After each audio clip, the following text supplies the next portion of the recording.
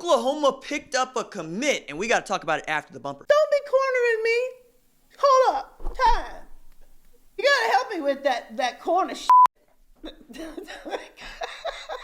What's up, kinfolk? It's RJ Young. I'm not on a step mill, considering the like and subscribe button because I upload a video every single day. It's always OU related, college football related, sports related. We have a good time. Today, we got to talk about Marvin Mims. And here's an excerpt from Steve Wiltfong where he writes that, yes, Lincoln Riley has picked up his 18th commit in this recruiting class. You should also know that Marvin Mims is lead recruited by Cale Gundy. With Mims in the fold, Oklahoma rises to number 10 in the 247 Sports Composite Team Rankings, maintaining the number 2 spot in the Big 12.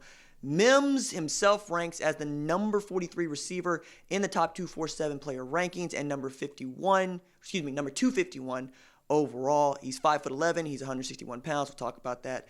Mims also was one of the greatest playmakers in the state of Texas, not just this year, but in years past. 54 passes for 1,175 yards, 12 tutties as a sophomore.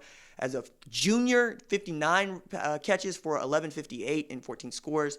Also had he's in the middle of a huge senior year. 73 catches, 1,866 yards, 24 touchdowns. His team is 10-0 and ranked number 9 in the state. Yes, he's going to participate in the Under Armour All-America game, and he is the 10th player in this 18-player class from the state of Texas for Oklahoma, including Brian Darby, Trevin West, and DJ Graham.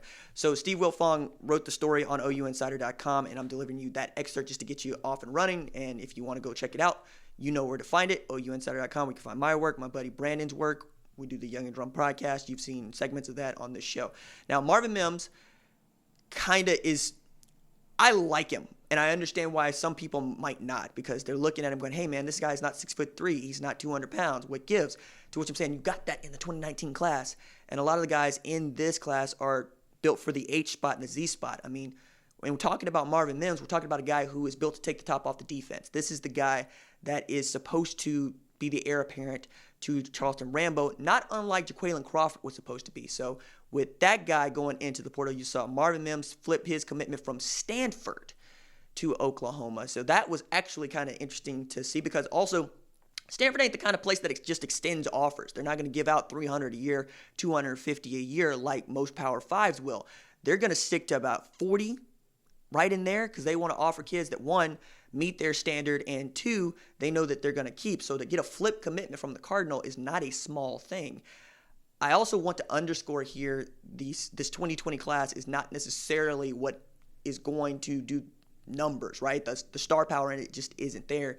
And I've said this before, and I will continue to say it. There's no quarterback in this class, right? You got to have a quarterback in your class, not just in it, but early in it, for it to be one of these top 5 recruiting classes. For Oklahoma to be at number 10 and to perhaps finish with a 4th straight top 10 ranking in the 247 composite team rankings without a quarterback is not going to be, that's a small miracle, right? You don't overlook that.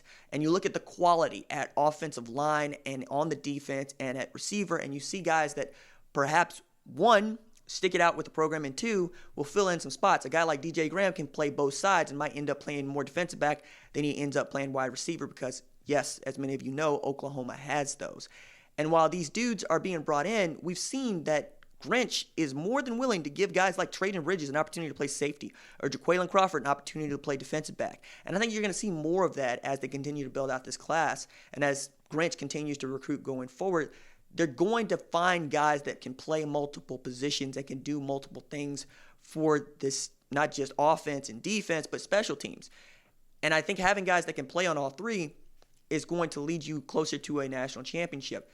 There's a point to be made here, which is that when you can see starters on your special teams, guys that you know will start later on for you and don't flinch, like Brandon Average back in the day, like Andre Wolfolk back in the day, like Antonio Perkins back in the day, then you're feeling really good about your opportunities to be able to compete for a national championship and not hit this ceiling of a Big 12 championship. I mean, we're doing this just a day before Oklahoma is going to travel to Waco for Big 12 supremacy with an undefeated Baylor team, and the highest rated team is the one team with the 1 loss, Oklahoma, and Baylor's undefeated, and yet you can't get the respect that an SEC team like Georgia is getting, or Florida is getting with 2 losses, or Auburn is getting with 2 losses, who both rank ahead of undefeated Baylor, because the recruiting rankings, 1, don't reflect it, and 2, you don't see the depth that you thought you might see, right? I expected to see more of Levi Draper this year. My hope is to still see more of Levi Draper this year. I expected Brian Mead to make the leap. I expected this defensive line to come right along. I think you're going to get help from guys like Marcus Hicks, who's redshirting this year, and guys like Jamal Morris and Jeremiah Cradell and Woody Washington. Guys are just taking a year to get fit.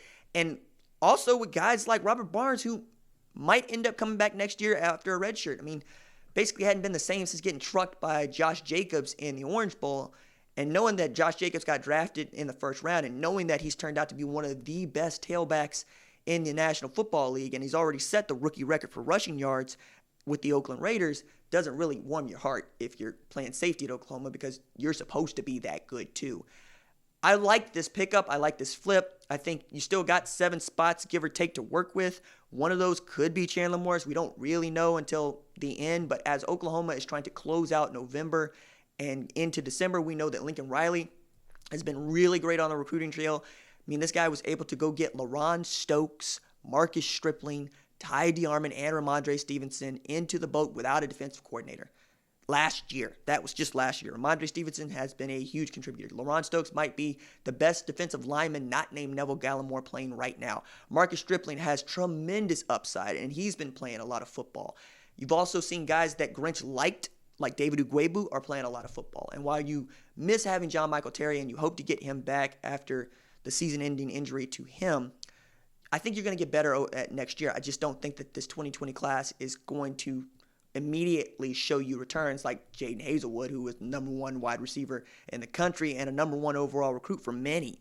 Guys like Theo Weiss, who I expect to see more football played from, and guys like Trajan Bridges. Those are just the 3 wide receivers that I can name drop here. But you're also going to get Spencer Rattler, at least in a competition in a real way, if not perhaps get that dude going for 2 years and set him up for perhaps even a Brock Vandegrift, who's already in the boat. We'll see what the 2020 quarterback thing looks like, whether or not that's just a Tanner Schaefer scholarship or whether or not that is actually extended to a JUCO or even a guy like Chandler Morris. Going to be really interested to see what Tanner Mordecai does. And if he sticks it out, which I think he will, I think he'll be there in case something happens to Rattler. You'll also see whether or not Lincoln Riley does the thing that he did with Trevor Knight, which is to say, hey, perhaps this is not the spot anymore. And if they want you down there, go play football. This is fascinating to me. And to see a guy like Marvin Mims in it means also that we're going to make all kinds of jokes about the API going to be really high. And this dude can absolutely help you out, not just on the field, but off the field. And anybody that David Shaw wants is a guy that you want, quite honestly, if he has the athletic ability. And obviously, Marvin Mims has that in just all over. I also want to encourage you to subscribe to my newsletter, right? It's free. And I've been dropping some really great stuff in there. Man, 1,000 of you have already signed up for this thing.